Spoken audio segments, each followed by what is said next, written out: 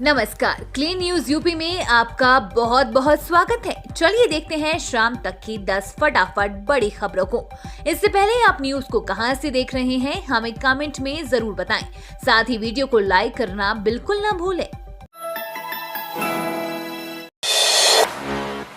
UP Vidhan Parishad चुनाव में BJP का डंका, 5 में से 4 सीटें जीती। उत्तर प्रदेश विधान परिषद चुनाव में बीजेपी को बड़ी सफलता मिली।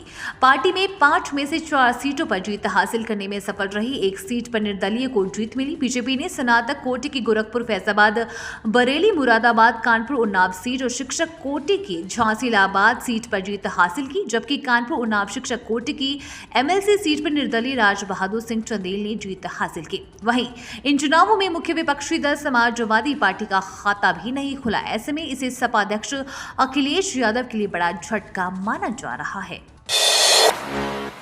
सीएम योगी बोले, राजधानी को ग्रेटर लखनऊ के रूप में करे विकसित, जिलों में बनेंगे हेल्थ और वेलनेस सेंटर। मुख्यमंत्री योगी आदित्यनाथ ने स्टेट कैपिटल रीजन की अवधारणा को साकार करने के लिए लखनऊ को ग्रेटर लखनऊ के रूप में विकसित करने के कार्य को आगे बढ़ाने का निर्देश दिया है। उन्होंने प्रदेश के सभी जिलों में एक एक हेल्थ और वेलनेस सेंटर का निर्माण कराने का भी निर्देश दिया है, ये कहते हुए कि ये प्रदेश को हेल्थ टूरिज्म के हब के रूप में स्थापित करने में उपयोगी होगा। उन्होंने प्रदेश में मंडल स्तर पर वहां की सामाजिक व भौगोलिक परिस्थितियों के दृष्टिगत खेल की गतिविधियों के विकास के लिए खेल सेंटर बनाने के लिए भी कहा है। सरकारी आवास पर विभिन्न विभागों के कामकाज की समीक्षा कर रहे थे। वर्ष 2023 से 24 के केंद्रीय बजट के परिप्रेक्ष्य में उन्होंने सभी संबंधित विभागों को अपने प्रस्ताव केंद्र सरकार को समय से भेजने को निर्देश दिया है।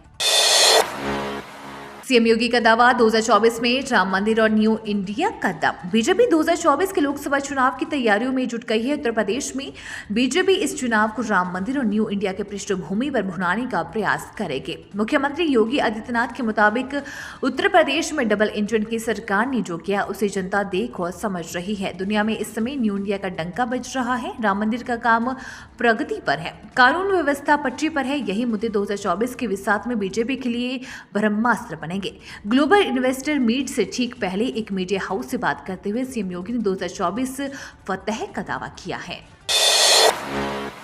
2024 की शुरुआत से चालू होगा नोएडा इंटरनेशनल एयरपोर्ट, सीएम योगी ने की घोषणा। उत्तर प्रदेश के मुख्यमंत्री योगी आदित्यनाथ ने कहा कि नोएडा अंतर्राष्ट्रीय हवाई अड्डा अगले साल 2024 की शुरुआत में चालू हो जाएगा। मेरठ और प्रयागराज को जोड़ने वाला 594 किलोमीटर का गंगा एक्सप्रेसवे 2025 में महाकुंभ से पहले शुरू किए जाने का प्लान है। मीडिया में से बात करते हुए सीएम ने कहा कि 2024 की शुरुआत में जेवर में हवाई अड्डे का उद्घाटन होगा, एयरपोर्ट चालू हो जाएगा। कम से कम 2 रनवे शुरू किया जाएगा।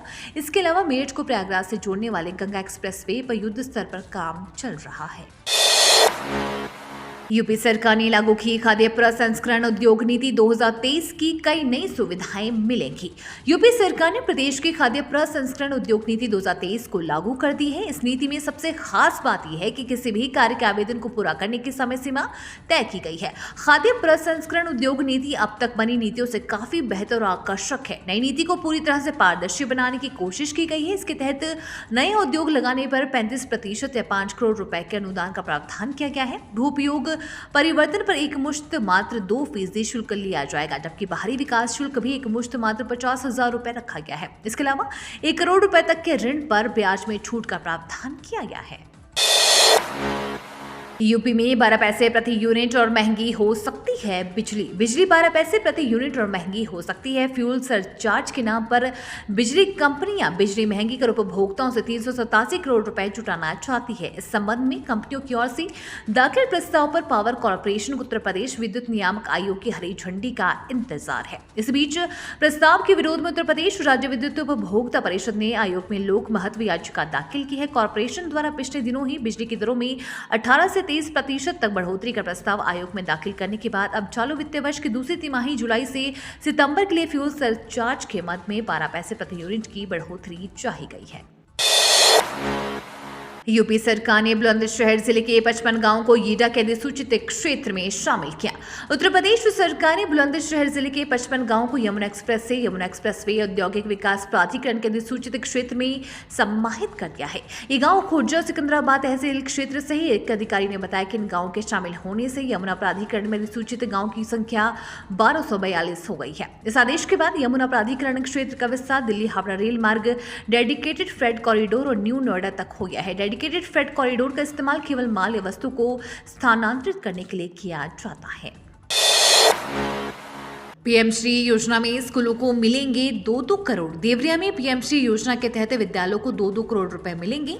इसके लिए जिले के सरकारी स्कूल ही पात्र होंगे। इनमें से शहरी क्षेत्र के स्कूलों ने 7% अंक हासिल किए, ग्रामीण क्षेत्र ने 17% अंक हासिल किए। शहरी विद्यालय ने क्वालिफाई किया। इन विद्यालयों को पीएम श्री योजना के मानकों के आधार पर सत्यापित किया गया। इसमें प्रत्येक ब्लॉक व नगर क्षेत्र से 4 विद्यालयों का चयन कर राज्य परियोजना के माध्यम से केंद्र को भेजा गया है। अब केंद्र सरकार इनमें से 2 ब्लॉक वार 2 विद्यालय और नगर क्षेत्र से 2 विद्यालय का चयन करेगी।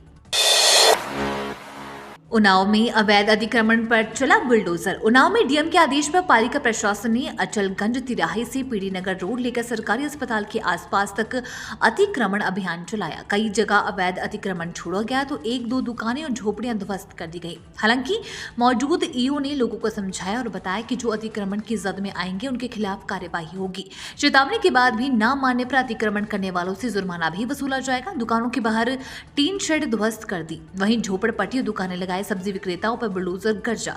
अस्पताल रोड पर भी दुकानों पर बुलडोजर चला। यूपी में आईएमडी ने जारी किया बारिश का अलर्ट। उत्तर प्रदेश की राजधानी लखनऊ के साथ राज्य भर में मौसम का मिजाज अब बदलने लगा है। फरवरी महीने की शुरुआत के साथ ही ठंड से भी लोगों को छुटकारा मिलने लगा है। इस बीच भारतीय मौसम विभाग ने आने वाले दिनों में यूपी राज्य के अलग अलग इलाकों में बारिश के बाद ठंडी हवाओं की चेतावनी जारी की है। साथ ही आज यूपी में कई इलाकों में बदली और बारिश होने की संभावना भी जताई गई है। ये तो थी शाम तक की बड़ी खबरें। रोजाना उत्तर प्रदेश की ताजा खबरों के लिए क्लीन न्यूज यूपी को सब्सक्राइब कर बेल आइकन को दबाना बिल्कुल ना भूलें। धन्यवाद।